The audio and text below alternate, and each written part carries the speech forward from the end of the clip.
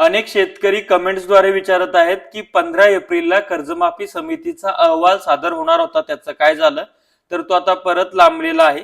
एकंदर ते संपूर्ण डेटा संकलन, त्याच्यानंतर ती शेतकऱ्यांच्या कर्ज खात्याची सगळी तपासणी, त्याची प्रक्रिया, त्यानंतर नेमके पात्र कोण करायचे त्याची पडताळणी, यासह अनेक अशा किचकट बाबी सध्या सुरू आहेत. आणि या बाबीवरनं तुम्हाला बाळाचे पाय पाळण्यात अर्थात कर्जमाफी कशी होणार हे लक्षात आलं असेलच. देवाभाऊ खूप दुगड आणि अवघड माणूस आहे, त्याच्यामुळं हे शेतकऱ्याला सुखानं मरू सुद्धा देणार नाही हे सरकार आहे. शेतकरी चळवळी राहिल्या नाही, शेतकरी नेते राहिले नाही, शेतकऱ्यांकडे बार्गेनिंग पॉवर राहिली नाही. त्यामुळं आम्ही देतो ते मुकाट्यानं घ्या, हा एकच पर्याय शेतकऱ्यांपुढे या सरकारनं ठेवलेला आहे. त्याच्यामुळं निवडणुका तर सगळ्यात जिंकतो आहोत, त्याच्यामुळं आम्ही कुणाला काही समजत नाही अशी सरकारची भूमिका आहे. परंतु मला विश्वास आहे शेतकऱ्यांवर, शेतकऱ्यांच्या पोरांवर, शेतकरी चळवळीवर, की ती परत एकदा गतवैभव प्राप्त करेल.